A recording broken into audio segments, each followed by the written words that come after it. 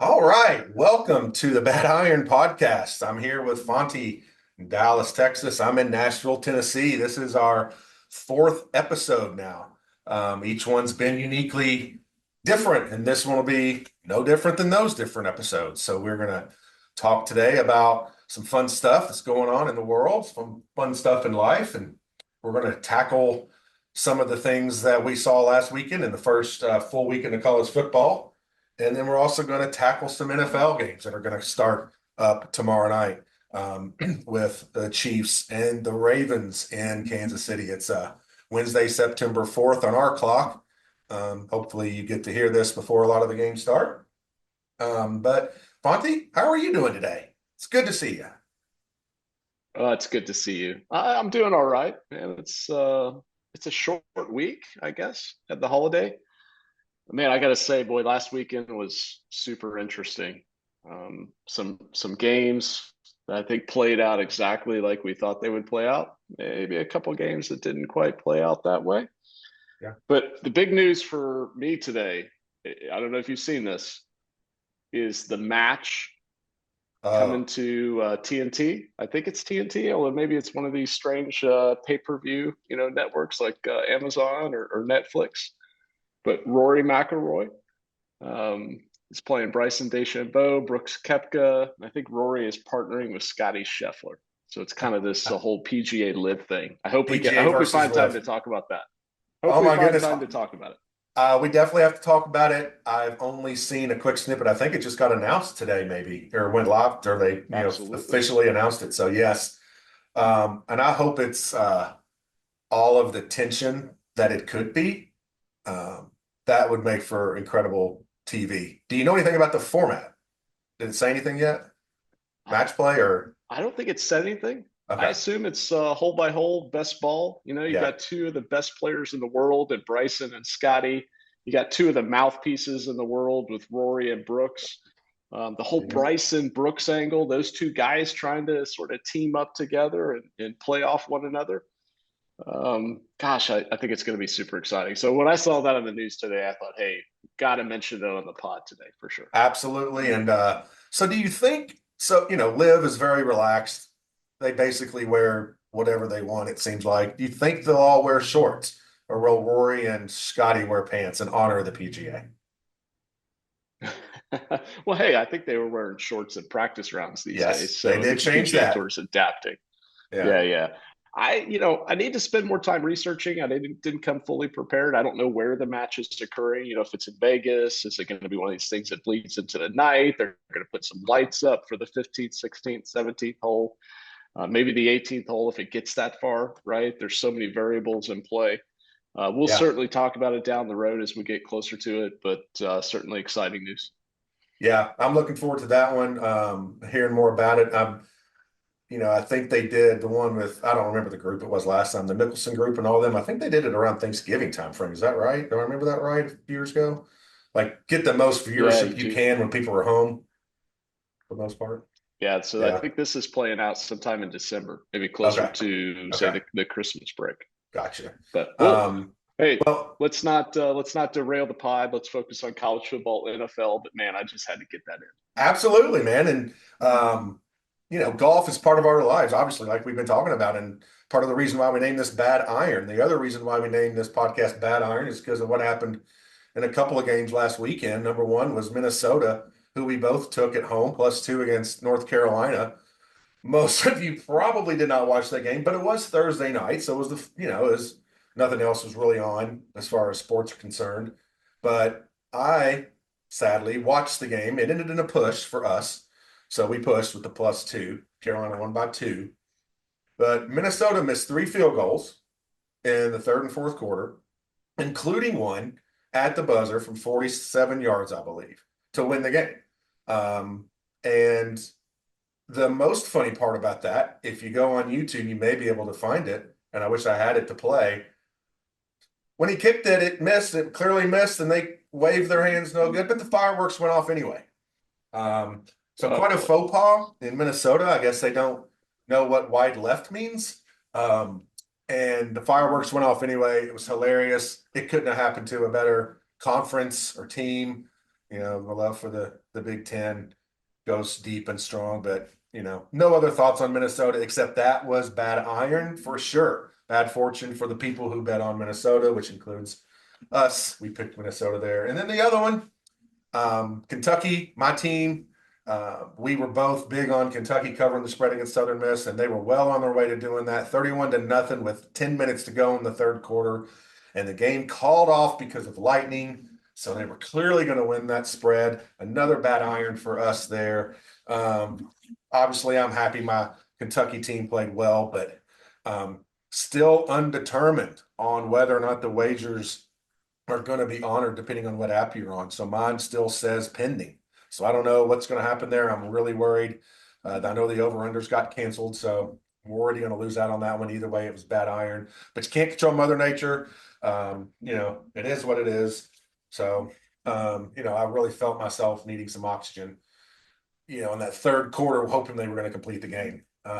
So anyway, we'll go on. We'll move on. We'll have some. What you got?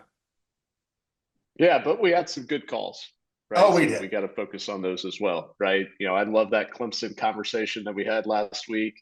My goodness, Dabo, Cade. I mean, it was a rough outing for the Clemson Tiger fans, and I think we Yeah. were all over that. So hopefully, Yeah. folks that are listening were able to partake in some of that. And then, hey, man, I got to say it, right? Baylor. I Baylor. talked about it. Said that they were going to come out. They were really going to throw some things at the Tarleton State. Tarleton State's quarterback was injured, so we made that call. 45-3. The defense dominated. The offense looked. Let's not go over the top. It looked mediocre. So when we Yeah. get to this week's game, Baylor, Utah, I may have a slightly different take on this one and how it'll play out. Well, those were two of our biggest, I think we were the most vocal about and most confident on. And I thank you for that because you brought in some knowledge about Baylor Tarleton and the quarterback there. So that's what we love to share with everybody. But those were two we didn't have to sweat. By the second quarter, kind of felt confident about each one of those. Those are the nice ones that you love to have. Speaking of Dabo, I have a question for you. You may know this, you may not. People out there may not know this. Obviously, we know about like transfers, the portal, all that fun stuff that's happening these days and how much it's changing. There are 4 teams in college football, FBS, that did not take one single transfer. Can you name the 4 teams? I could not. I have not invested time in that detail. I mean, I've certainly heard some of the things that have been commented about Clemson after the embarrassing defeat at the hands of Georgia. So Dabo's going to have to rethink his portal strategy. He's clearly got Yep. some weak Yep. points across the offense, across the defense, Well, and that's the he's going first to have to one. lean in on that portal. You got the first one. Yeah, but you're going to He have to took inform me, none. man. Bring it, bring it. The other 3, Air Force, Navy, and Army. That's the 4 teams that did not take Wow. in all of FBS. Dabo's living with the military Well, schools when it comes to the transfer portal, and it showed. yeah, certainly So, makes a lot of sense, right? The military schools, that's not their cup of tea. yeah. They have a very specific process that they follow, but Dabo is going to have to adapt. He really is, or he's not going to be there very long. No, Let's be honest. I've got some family connections that are Clemson Tiger alums and fans, yep, and those folks are. Since Dabo brought those championships back, obviously they had won a championship, I think, in maybe '81. Since he's yep, brought them back to that level, that fan base has gotten rabid, and they're not going to stand for a bunch of 8-4 type seasons. So he's going to have to adapt. yeah.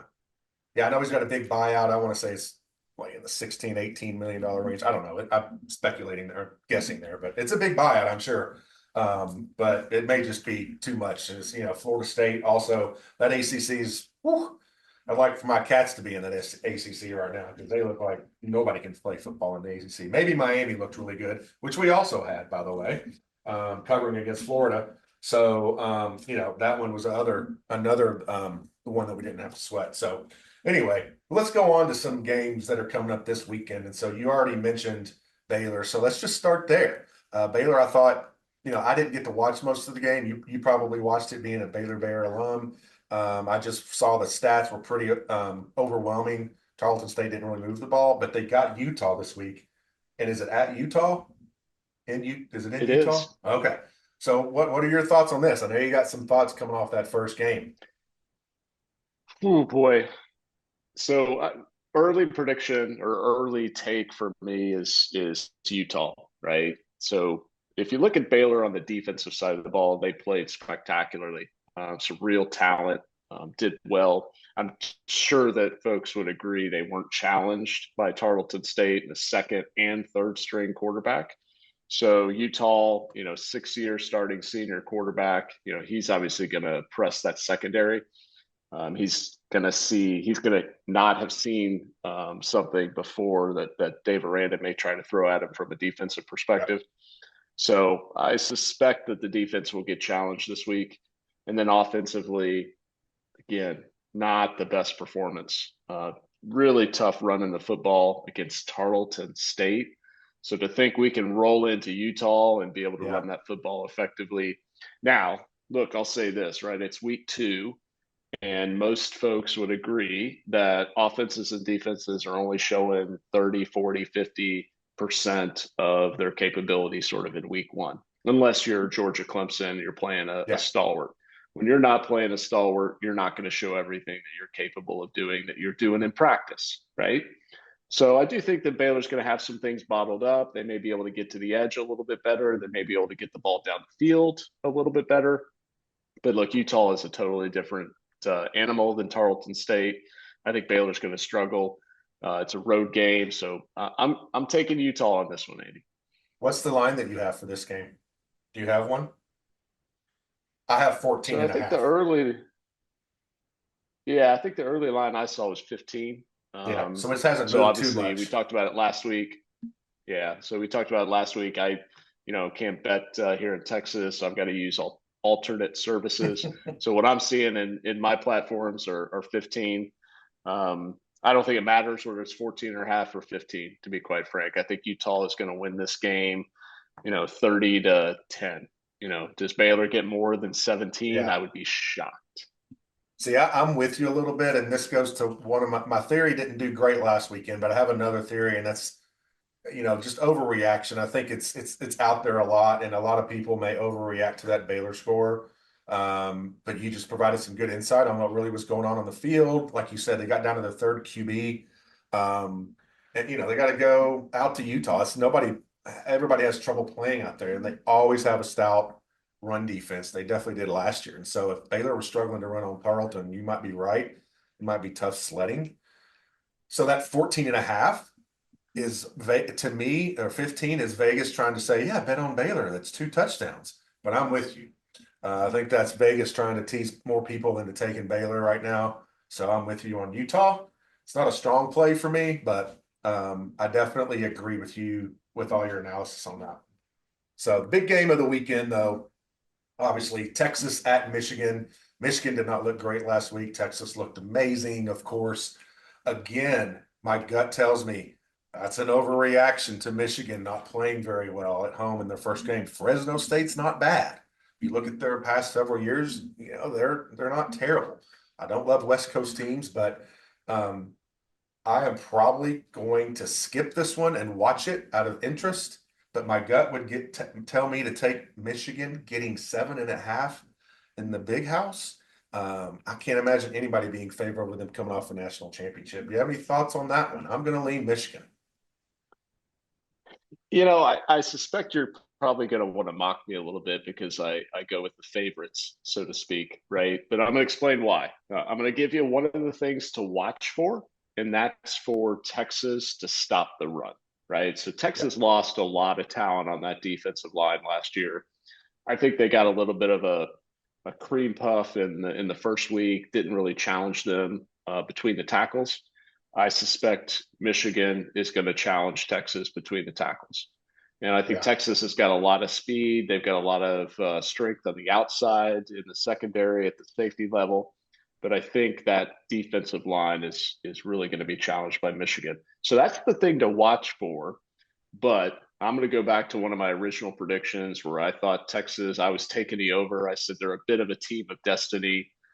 Sark has got those guys playing the right way, and Quinn Ewers just kind of finally put up his ego and is focused on the team. So I actually think Quinn's going to walk into that big house and lead Texas to victory. So I'm taking Texas. I feel strongly about this one. I told you what to watch out for: Michigan's ability to run the ball, but ultimately, I think Quinn Ewers leads that team to at least a double-digit victory. Oh, wow. Big prediction there. I mean, I do think there's a chance not only that Texas is that good, but that Michigan, without Harbaugh and without cheating, is not. I do think that's and if that is the case, it is a double-digit win. I don't care where it's played. And I believe it's an afternoon game, which maybe can temper the crowd a little bit in away games at Michigan.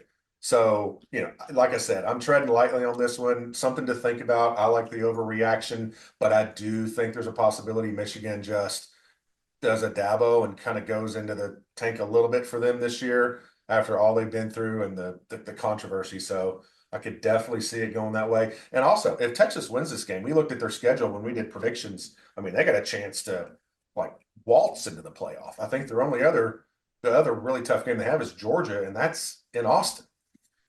And so, this is their really big, tough road game, I think. They have a few other ones that are tough in the SEC, but most of them are at home. So anyway, if they pull this one out, they got a real chance of becoming number one at some point if Georgia slips up. And they'll get Georgia later at home. So good pick there, good analysis. I like that a lot. Let's move on to another SEC game. We got Oklahoma State hosting Arkansas, who put up a 70 burger last week. What are your thoughts? You know the Big 12 pretty well. Oklahoma State at home. What do you think on the Oklahoma State at home against Arkansas? They are 7.5-point favorites at home. Yeah, which surprises me. I mean, I'm not sure Yeah. if it's a play on Arkansas, maybe not being as strong as, and I think we talked a bit about Arkansas in the first week. I just I'm not a fan of Oklahoma State. I'm not a fan of this team. I'm not a fan of this quarterback. Incredibly inconsistent. He had a good first game, put up some decent numbers. I think overall, maybe Arkansas is going to get to him a little bit. And I put some pressure on Gordon to really carry him, the running back. And I'm actually going to pick Arkansas in this game. It's one that I would agree with you previously. It's not a strong play for me, but once in a while, I guess I got to take the underdog. And in this one, I'm gonna roll with the underdog. I'm gonna roll with them, putting some pressure on that QB. Can't believe the underdog you're rolling with is Big 12 against the SEC. Shocked. This would have been the last one I would have picked that you would go that way. A lot that's an inside joke for a lot of you guys. That Jeff is Big 12 guy. I'm a SEC guy. We always have good arguments about that, which I'm sure we'll have more of. This is one of those games. The SEC didn't do great in the marquee games, but it wasn't the best teams. Florida, they're not one of the better teams. LSU did stink it up, but USC looks like they're for real again. So LSU, still a little bit of overreaction maybe in the SEC. I'm with you on Arkansas. I like that number. I like the 7.5. I think Arkansas can put numbers up. My one question for you would be just real quickly: Oklahoma State's home field. What's it like? Is there a big advantage there? They play well at home, pretty much. I mean, not particularly. It could get loud, but that stadium isn't really designed in the same way that some of the SEC stadiums are designed. So my experience, having been to a couple games there, I don't think it's a true home field advantage like you see in a few other programs.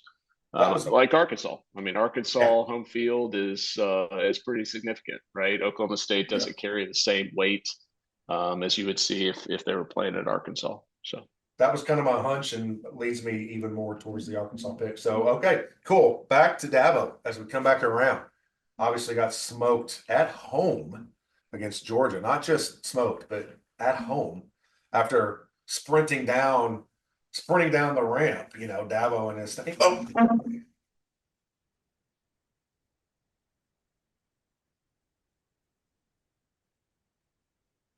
Sorry. Sorry about that.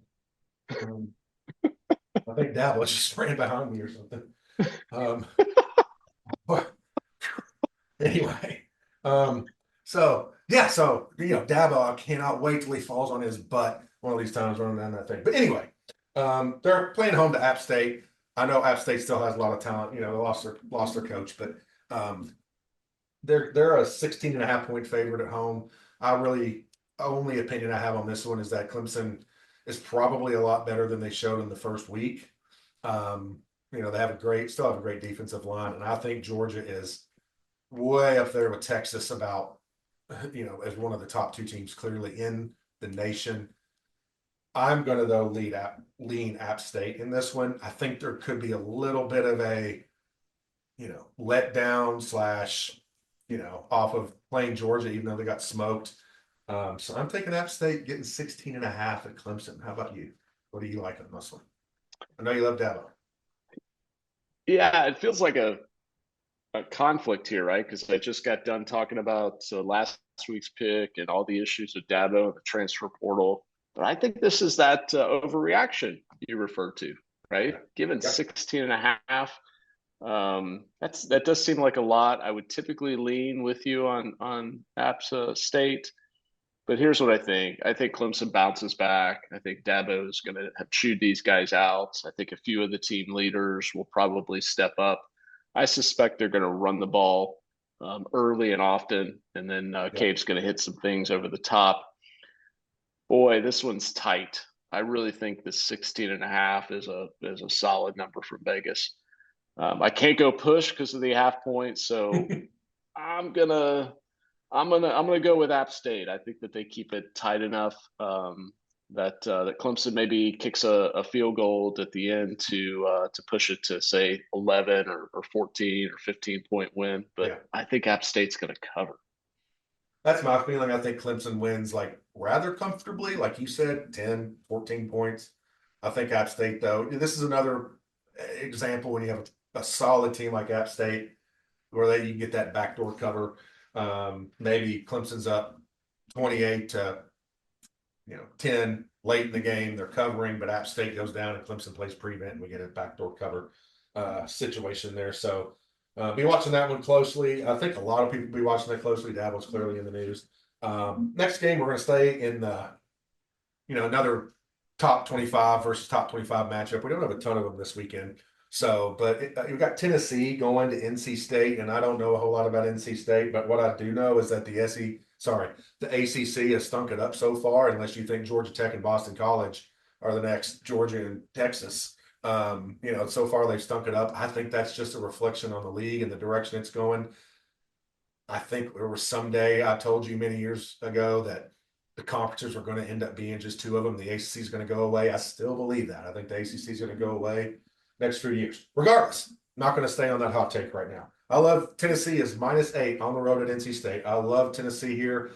They will put up points. They will not stop pressing on the gas if they're up 7 or up 8 left, 8 late. So I love Tennessee in this game. Yeah, I think it's a great call, right? So I'm going to give you a couple stats. So Tennessee 69-3 over Chattanooga, right? 69-3. Let's remember that. NC State goes and plays Western Carolina, and they only win that game 38-21. I mean, I rest my case. I mean, Tennessee is going to put points on the board. NC State is not going to be able to keep up. So I actually would place this probably my second most positive bet, right? Yeah, I like it. I'm with you. I feel confident. If there's an over/under on Tennessee points, I like it. I think they're going to get in the 40s in this game, if not more. So I'm with you on that one. So we'll watch that one. I think that's on Saturday night, so we'll be watching that one. Although the afternoon game of the day is absolutely, everybody can agree with me, is South Carolina at Kentucky, the biggest game of the season on each of these teams' schedule. And I don't say that lightly. I'm joking about the biggest game of the day. But this is the biggest game on each one of their schedules. I think you pointed that out when we went through the Kentucky schedule and picked their over/under, that this was a swing game for them. I believe that. Kentucky, as we already talked about, you know, 31-0 against a kind of hapless Southern Miss team, which we obviously predicted last week. South Carolina struggled against Old Dominion. If I'm an independent bettor at this point, which I'm not when it comes to Kentucky, I'm thinking overreaction to South Carolina. The line is up to 10.5 Kentucky at home. Kentucky is in Lexington. South Carolina has won the last two games against them, which has derailed their season. Um, I would lean South Carolina in this game. However, my play is going to be on Kentucky, and my play was also going to be on the under because South Carolina has a really good, solid defensive line. Kentucky wants to run the ball for the most part. Stoops likes to grind the clock out. I don't know if some of you people noticed there were a lot more unders so far in college football. That clock stopping on first downs, not stopping on first downs, it might matter a little bit. So we're starting to see that. So I like the under there as well. Do you have any thoughts on the Cocks and the Cats? Well, I got to ask real quick, how is Kentucky not ranked? This one baffles me. I mean, goodness gracious, we're saying that Kentucky is not one of the top 25 teams in the country. Come on, folks. I mean, Yeah, did anyone watch that Clemson game? I mean, that actually ranks these teams. So I'm super surprised Kentucky didn't kind of slide in there yeah. 23, 24, 25 and kind of get a position that they deserve and that they probably have earned. Maybe it was a result of the game being shortened and so forth. I don't know what goes into those voters' minds. Question to you though, the over unders at 42 and a half. You Yep. still like that under? I don't love the Boy, number. what's your score? What's I your don't. score prediction? No, I don't love that number, but Kentucky historically under Stoops, especially when he has got a really good defense. He's a coordinator's coach from Florida State, a really good one. When Florida State was with Bowden, he was their defensive back. So he will always focus on defense. And we talked about this. We have an unbelievable defense. What worries me is not us stopping South Carolina. What worries me is Kentucky possibly getting a couple of big turnovers and getting short fields or getting pick sixes, which hurt your over under. If those weird things don't happen, I think Kentucky holds South Carolina to 10 or less. I don't think Kentucky gets in the 30s. I feel like this is a 24 to 10 game. That was, barely covering the spread, also staying pretty far under the 42. 42 is a low number. I just think both of these teams want to grind it out. Both have good defensive lines. That clock will roll when they try to run the ball. So that's why it is low. It is low. Got it. Hey, I It's mean, low good for a analysis, reason. It's right? low for a reason. Yep, you know the program. I'm going to stay away from this one. I don't have a feeling one way or the other, but I had to get that question. It's really tough to take a favorite of double digits with such a low under because you worry about the team that's favored not being able to get enough points to cover that spread. So it is a tough one, but it happens more than we think. And I think a lot of people react the other way and say, oh, this is an 11-point spread. There's going to be points scored in this game probably to cover that 11. And so I think it's a little bit of a dichotomy. So I'm going to stick with it. I don't like betting on unders. I don't like rooting for unders. I like rooting for points. I'd love Kentucky to win 52-0. I just know historically what Stoops is like in games like this. So we shall see. We shall see. Let's do one more real quick college game, and then we'll segue over into the NFL real quick and go over a few of those games as we start the NFL season this weekend. But I have a little bit of thoughts on Cal at Auburn. I don't know if you've looked at that game at all. But to me, I'm looking at this game as simply an overmatched in talent Cal team going on the road far east to play an underrated Auburn team that is kind of fired up. I believe they absolutely manhandled. I don't even remember their opponent week one. It wasn't a strong opponent, but it's just a 13-point spread at Auburn. This is not a heavy lean for me, but just going on the SEC Pac-12 angle, which did failed us, and LSU, South Carolina. I'm going to take Auburn as a favorite, and I don't love taking favorites. But do you have any thoughts on this one, Pac-12, or is it even the Pac-12? Is it the Pac whatever, or is Cal in the Big Ten? I don't even know. They're still Yeah, Pac-12 to me. goodness, that's a That's a lot. well. I think Cal is in the ACC now. Believe it Oh, or not. that's right. See, that is so. I can't keep up Yeah, anymore. I just can't keep up anymore. it's it's crazy. I mean, you got Stanford, you got Cal, That's right. we got SMU. You got a few of these interesting programs transitioning into the ACC. So, hey, look, I would go back to the Tennessee conversation, right? I think this Auburn team proved in week one that they can be pretty dominant when they put their mind to it. And this game being at home, I would probably feel really differently if Auburn was having to go to Cal. Yeah. But this game being at home, that stadium is going to be rocking. We talked about stadium effect with Oklahoma State. We know that that field is going to be rocking Jordan Hare Stadium. So look, I'm taking Auburn. I think this is probably a pretty good lock. I would be shocked to see Cal come in there and do something that Yeah. would surprise Auburn in any way on the offensive and defensive side of the ball. Agree. Agree. And you're right. Cal, they played Cal, I think it was Cal Davis in the first week, which I don't even know if that counts as a game. Um, but at least Auburn looking at their schedule, they're not looking ahead to SEC next week or anything. They got New Mexico coming back into Auburn. So I think they're going to try to take advantage of these first three games. I'm with you on that one. So we both like Auburn there. And we are going to next flip over to the NFL. But before that, we are going to take a short break. Okay. All right, welcome back. Bad Iron Podcast on September 4th, getting ready for the NFL season. I'm here with Fonte in Dallas, and I'm in Nashville, Tennessee.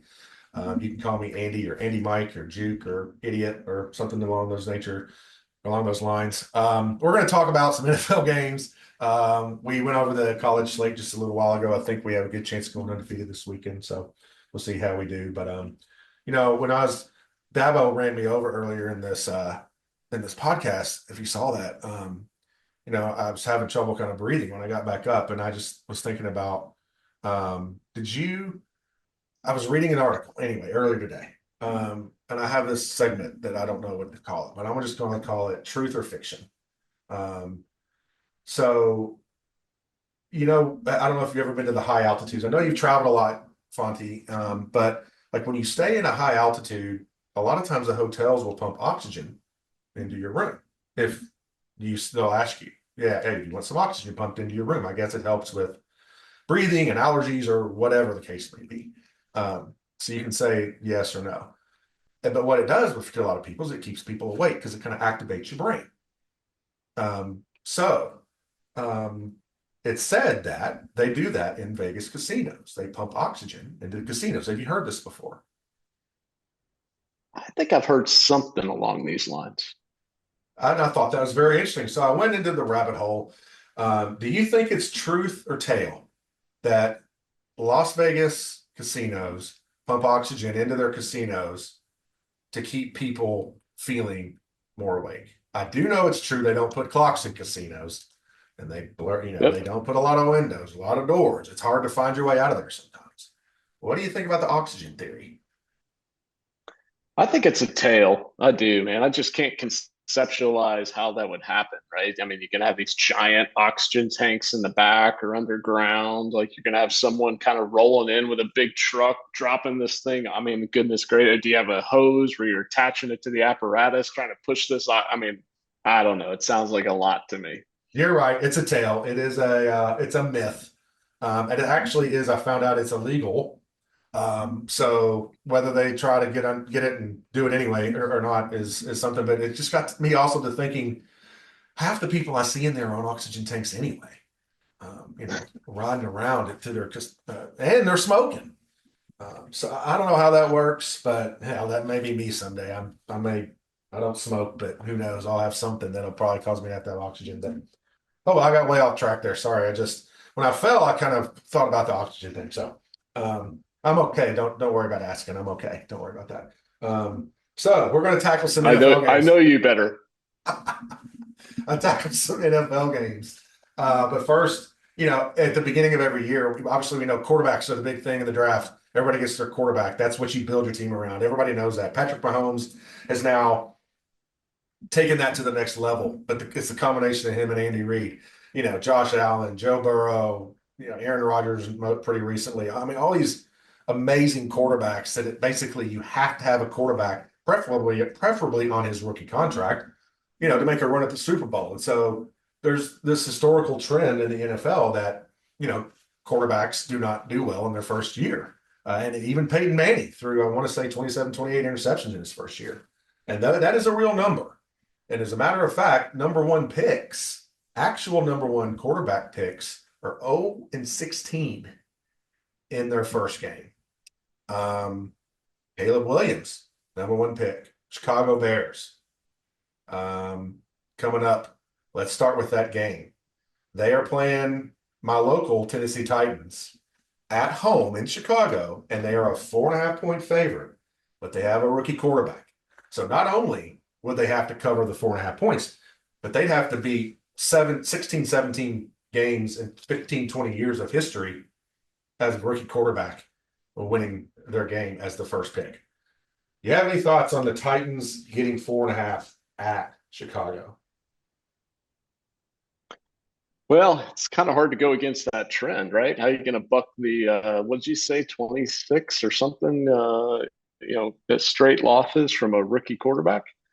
Look, I think logic kind of plays into this to some degree, from my perspective. Rookie quarterback, he's practicing, he's played a few preseason games. He has not seen some of the things that the D coordinators are going to throw at him. Yeah. And so, the defensive coordinator has had weeks and weeks to prep for this game, right? To get Tennessee off to a fast start, get that first win in the column. So he's got some tricks up his sleeve in terms of where he's going to be bringing blitzes, how he's going to roll coverage, what's he going to do to disguise things, and that's going to put that quarterback in a tough spot. So I'm not going to buck that trend. I definitely think Tennessee is going to roll into to Soldier Field and do some damage. I agree. That's probably one of my top plays of the weekend are the Titans. I think they're a little under the radar because Will Levis didn't get to play last year, so the offense is in question for sure. They did add a little bit of talent at the wide receiver position, so that should help him a little bit. Their offensive line is the key. Their offensive line stunk last year. I believe per play, Will Levis got hit more than anybody in the NFL. So if he can stay upright, they can run the ball a little bit. They did lose Derrick Henry, but I don't think he was himself last year anyway. Long story short, I think they at least cover that 4.5. If you know anything about the NFL, almost every spread ends up being around 3, and almost every game comes down to the last possession. I don't care how good one team is over the other. It's unreal. And I don't think this one's going to be any different. I do think Chicago will have a good year, and they may win this game. They may win it 24-20, but I think the Titans hang around to the end. And it would buck the trend, though, if they won. It would buck the trend. And the trend is actually that the number one pick as a quarterback has lost all 16 games since, I believe it's 2000 or 1998. It's been a long time. So 16 in a row, if you're a number one pick quarterback, they haven't won. Won a game outright, not just against the spread. So first round picks, I think, have won some. But last year, first round picks, we had several, all in the top 5. I believe it was Anthony Richardson, CJ Stroud, and who's the third? Help me out. Oh goodness, last year. Oh, and at Houston, had a great year. Shoot, I'll get to it. Alabama quarterback. Yeah, Alabama quarterback. I can't think of his name. Yeah, I can't think of his name. Anyway, predicted to have an MVP type year this year. They all three not only lost in their first game last year, but they also did not cover the spread, and they were top. And I believe, no, this is not something I believe. I know that Richardson got hurt in that game and ended up giving the ball over to Minshew, so he didn't even get through his first game. And I wish I would have had this podcast last year because I would have been all over that one because I think Richardson's overrated, but we will not tackle that one at this point in time. It's actually the Houston quarterback is CJ Stroud. The one we're not thinking of is the one Bryce Young. Young, thank you. There it is, Bryce Young. So he did not have a good year. I think they're going to be a little better this year, but all three anyway lost in their opening games. So we got 2 other ones that are starting. Quiz for you. Do you know the 2 other rookie quarterbacks that are starting in week 1? One of them won the Heisman. Boy, yeah, so that would be the LSU quarterback, right? Is he with the Commanders now? Yep. Jaden Daniels. Jaden Daniels. Yep. Yep. But man, the other one, I don't know. It's a surprise, honestly. He was the quarterback at Oregon and had a great year. But Oh, Bo Bo Nix. Nix for Denver. I guess Denver has no other Yep. options. So, um, but we don't have to analyze these games, but I'm going to play against all three of them. The Commanders are on the road at Tampa. Baker Mayfield, one of your favorite players. But I think Jaden Daniels has a future. I don't think it's this year.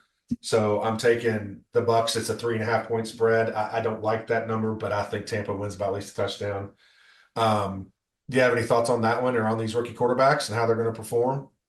Okay, I don't. Yeah, I haven't spent a lot of time. I'm only thinking about the Cowboys we'll and get to the that one. amazing Dak Prescott. We'll get to that Absolutely. one. The other one I think is Bo Nix. It's at Seattle. That's a tough place to make your first NFL start. I think Bo Nix is going to be pretty good. I don't think he's Marcus Mariota of several years ago, so I think he's going to be better than that.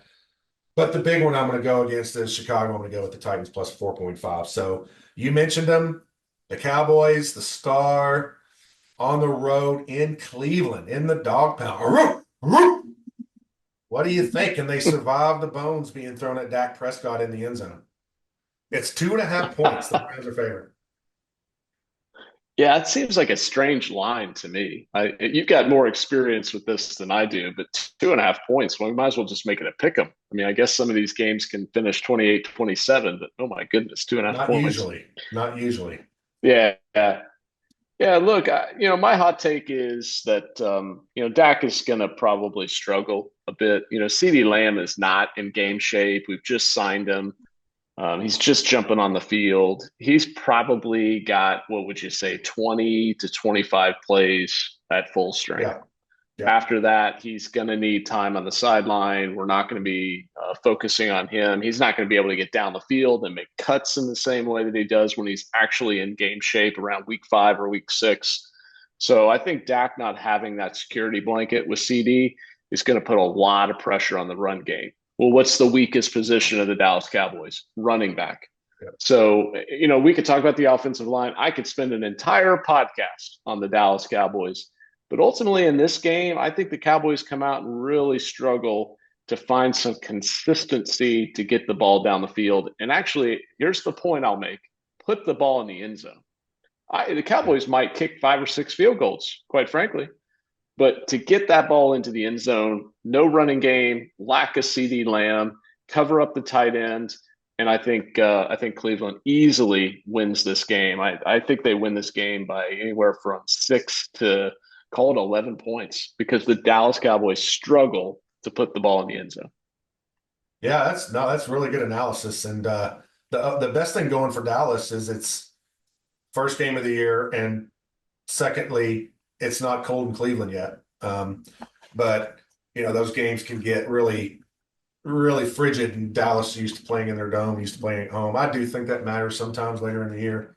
And Cleveland's a tough place to play. Let's be honest, they've been really good. They are talented. They've been very good in the draft, building from the draft, which is I love that philosophy. I don't love Deshaun Watson. I don't think he's at another ode to Dabo there. I just don't think but if he doesn't make mistakes, I'm with you 100%. The over-under is only 40 in this game. Talk about low over-unders. So the Vegas is expecting it to be a, field goal game, to your point. So in that case, I still like Cleveland as well at home. If you say Cleveland is a 3 point, home field advantage, and you're saying this is actually Dallas's favorite. So I'm with you. I like Cleveland. I like the 2.5. I hope it doesn't go to 3. I don't like the 3, but I like 2.5. Let's move on to my team. Been repping them the last 2 podcasts.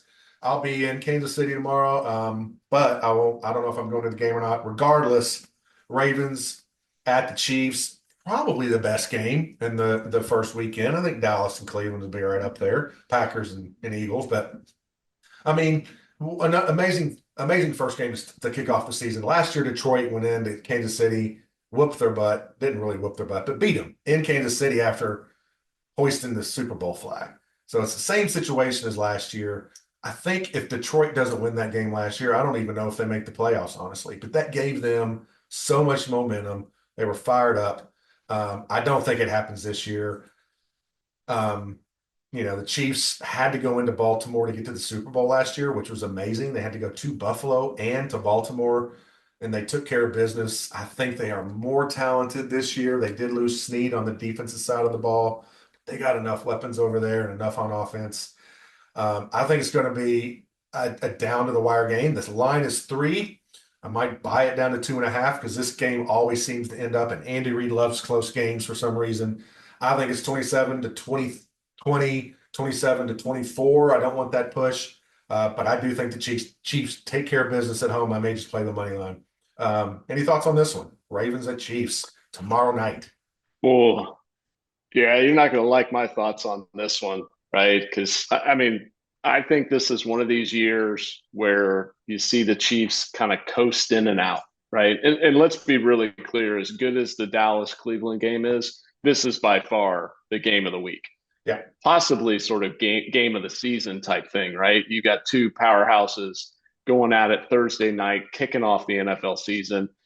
I think Lamar Jackson, I think the gang there is really ready to put the hammer down and get themselves to that AFC championship and get themselves there with home field advantage.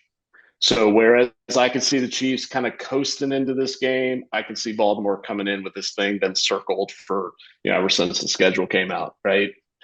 So I'm going Ravens. I like your buy it down. To 2.5 points because I do think it could be a field goal to a touchdown. Something that happens in the last under 3 minutes, and then maybe the Chiefs get the ball back, but they just aren't able to convert a touchdown, and so ultimately Baltimore wins by 6 or 7 or whatnot. Right. So Yeah. my money's on the Ravens. Sorry, buddy. Okay. No, I love it. I actually had money on the Lions last year in the opening game. I want to say it was 7. And Chiefs, obviously lost the game outright. So I can't blame you one bit. And the Chiefs were not even one of the top 2 seeds in the playoffs last year. So I don't want to perseverate on the Chiefs, but I think what you explained is what they did last year. So they coasted through the regular season. Losing that Detroit game was one of them. They lost a few others I don't think they should have lost, and it cost them the home field. Of course, in the end, it didn't matter because you have Lamar and Josh Allen in the playoffs, who suck. The only one in that conference so recently that's proven himself against Mahomes in the playoffs is Burrow, and he was out. So anyway, just my 2 cents on that one. I want to just touch on a couple more games. I think it's a really actually a pretty good slate of first games. You have familiarity with this conference, and so we have a Friday night game. I want to say we never done a Friday. NFL's never done a Friday night game this early in the year, unless it's a holiday. But Friday night, and I believe this is in Brazil. Packers at Eagles. Packers had an amazing year. Love made himself a lot of money last year. Eagles, not so much. I believe they kind of tanked down the end, and everybody's wondering what's happened to the Eagles. The Eagles are favored by 2.5, but this is a neutral game. You got to keep that in mind. It's Brazil. I think Packer fans and Eagles fans will both travel. They'll both be there. I am of the belief a little bit that the Packers, though, regress some from that great year last year and the Jordan Love fame that he had towards the end of the year. I like the Eagles to cover 2.5. Any thoughts on this one? I don't. I'm a big Jordan Love fan. I thought what he did was pretty spectacular.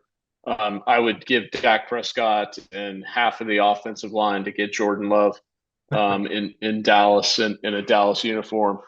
But yeah, I mean, you can definitely see him possibly struggling against the Eagles. So I don't have a strong feeling. I'd probably stay away from this game personally. But heck, I'm going to watch this one because it's going to be exciting to see what goes on in Sao Paulo.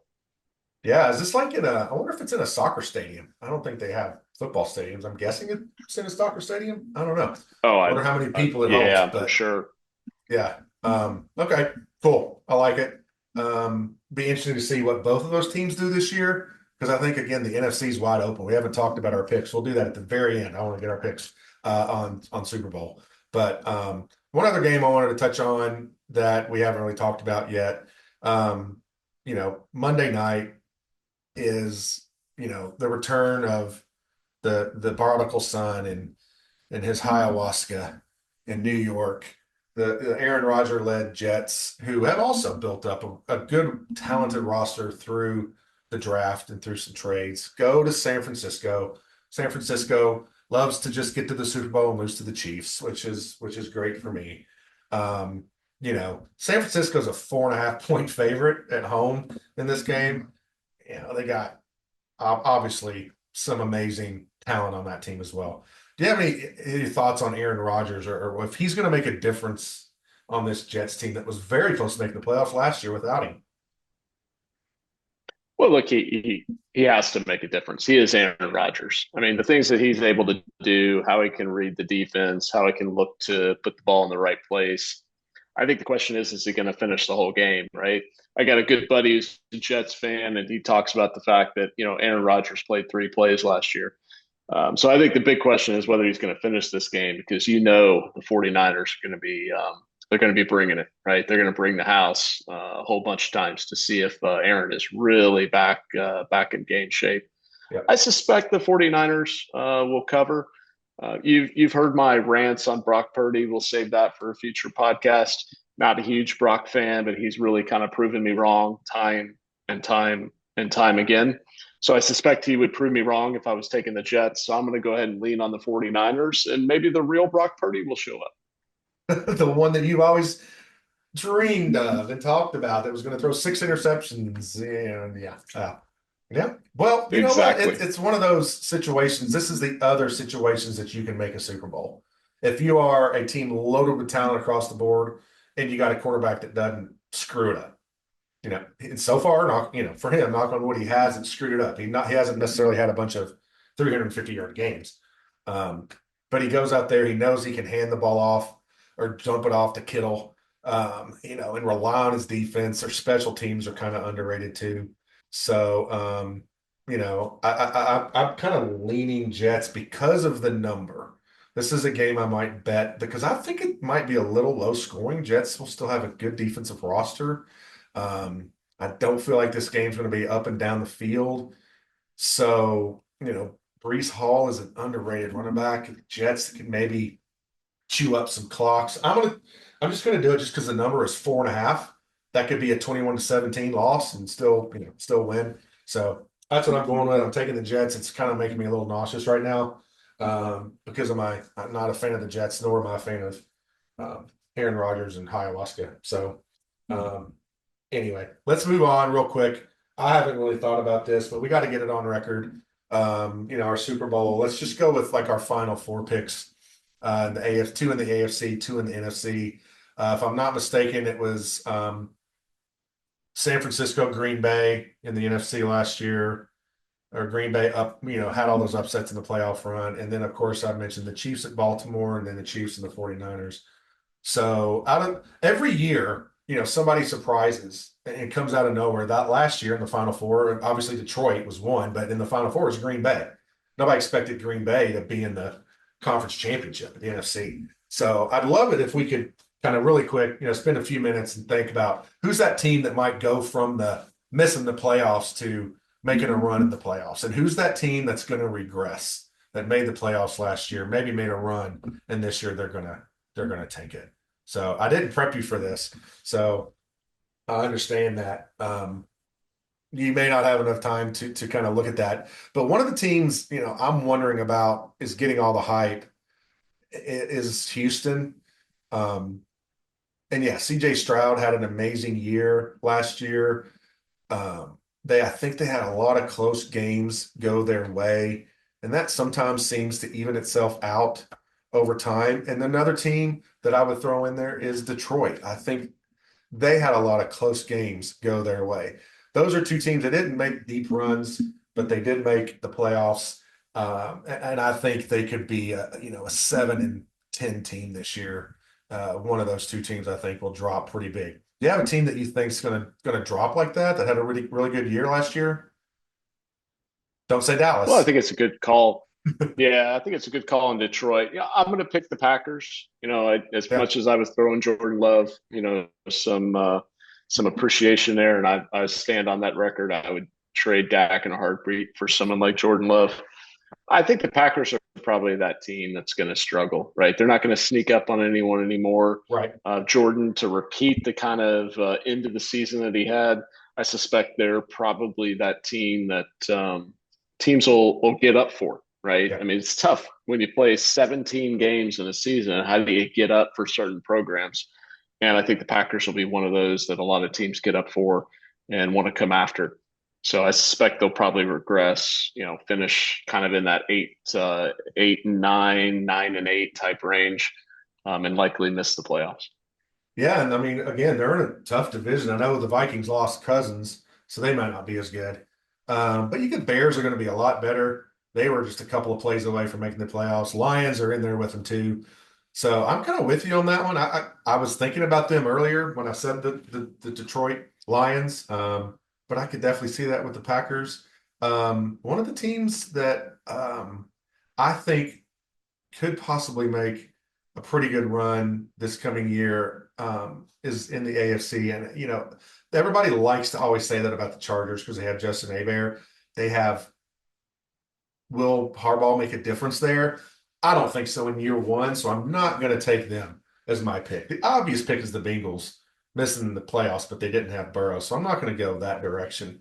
I'm actually going to go as, like I said, if the Texans regress, I think, like I'm thinking they might, I think the Jaguars are going to be a potential AFC championship team. I think Trevor Lawrence is at a point in his career. Hey, how come we keep talking about Dabo quarterbacks? One I'm saying sucks. I think Trevor Lawrence has it. And I think that defense is really good. I don't think, I know it is. It's very good. They got one of my guys from Kentucky, Josh Allen, is just an amazing pass rusher. So, they get a weaker division in the AFC South. I don't think they're scheduled that hard. I'm going Jacksonville. I'm predicting them to make the AFC Championship this year, not the Super Bowl, the AFC Championship. What do you think about anybody in the AFC or anybody in the NFC you think will I'm jump taking up? the anybody in the NFC or the AFC. In either one. Yeah, I'm going to take the Dolphins, right? I mean, I really like offense. Let's be clear, and I think that coach and some of the things that's going on down there, I think they've got some of that, moxie and air about them. I think they've probably recognized the mistakes that they made last year that contributed to a number of losses. I think they'll look to fix some of those mistakes and be much stronger this year. It's a tough division, right? Anytime you're in Yeah. Miami and having to travel to Buffalo and New England and the Jets, particularly as it gets to wintertime. But I think they'll have a plan for that. And I actually wouldn't be surprised to see the Dolphins in the AFC Championship Yeah. playing against the Ravens. So that would be my quick AFC Championship prediction. Ravens, Dolphins, really going at it there for a chance to get to the Super Bowl. I can see it happening. I can see that happening for sure. Yeah, the Dolphins, had a chance at the one seed with 2 weeks left to go and lost their last two games. So they could have been sitting with home field advantage against the Chiefs there in the AFC Championship just as easily if they didn't blow it there in the last two games. So last thing I kind of wanted to touch on is just it made me think of something is how lucky we kind of are, in this time of NFL to be seeing, if you think about the amazing quarterback wide receiver combos, when I was just going down these teams in my head that we're looking at, I mean, Tyreek and Tua, Hawk Tua, throwing to Tyreek. That's one. Stephon Diggs and Josh Allen. They're both in the same division. Maybe Aaron Rodgers will find a connection in New York. They have a great receiver. I can't think of who that is right now, but with Aaron Rodgers throwing to him. Obviously, you got Kelsey and Mahomes and what used to be Kelsey and Tyreek Hill. I mean, I could probably go on and on. You got is it CC Lamb and Prescott in Dallas. I mean, they may be the best combo of any of them. It's just amazing. And Burrow, I didn't even mention Burrow and Jamar Chase could be the best. So what I was getting at, I probably haven't even named them all. But who to you out of that group do you think, like, are we going to look back as like the best in this era? Because right now everybody's looking up at Patrick Mahomes as a quarterback, but those wide receivers, it's hard to separate them. Yeah, It's a it's all tough about one. winning. That's a Yeah, that's how I Yeah, boil it down. So the Kelsey Mahomes, that is a winning combination, and that's what people are drawn to. I mean, let's be yeah, honest, right? We're all drawn to the winners. The guys that finish 5-9. Jamar Chase and Burrow. They didn't have a great year last year. No one's really talking about that tandem anymore. I mean, we yeah, can admit the talent is there, but they're not talking about them because they're not winning. So look, it's about winning. Kelsey Mahomes, they're at the top of the heap. Everybody else is trying to claw for a little bit of what they got. yeah. Yeah, I would lean that way as well. May not be as flashy. Mahomes is flashy. Kelsey's maybe not as flashy. We know as a wide receiver running a 4-4 down the sideline. I just thought it was interesting to think about. I just rounded off 6 or 7 just amazing combinations of players. And one of these days, we'll have a conversation about Mr. Tyreek Hill and what I know that went on in the locker room when he was in Kansas City and why he's in Miami. Tease for a future podcast. There's a lot to it that has not gone public. So, one of the people that actually, I didn't realize this, but one of the people that was on that coaching staff that year that everybody thought should get a head coaching job, Eric Bieniemy, went to the Commanders and stunk. He's now the OC at UCLA. That's falling far in 2 years. OC at Kansas City in the Super Bowl to OC at UCLA under Mr. Foster. Anyway, that may have a little bit to do with a little tidbit that I'll have about Tyreek Hill. It's been fun, Fonty. Any other final thoughts before we hop off here and get ready for an awesome weekend of football? Yeah, look, NCAA, we got a lot of good games on the schedule. We got the NFL kicking off tomorrow night, Thursday. Super excited for that. Probably going to get in around the golf this weekend. But other than that, man, just living the dream. Awesome.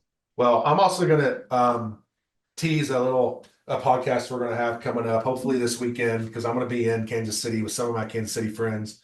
Try to get them a little lubricated, get them on this podcast on the YouTube channel and see what kind of fun we can have, so we can break up the going through the games a little bit. So look out for that if you're listening to this. We might have a little fun with that one. So more to come on the Bad Iron podcast. Thank you for listening. Thank you, Fonty, for joining me. It's been great so far. I'm glad you haven't given up on me yet. And you know what? I have a tea time Sunday, so we might have more to talk about. Peace out. Later. Peace.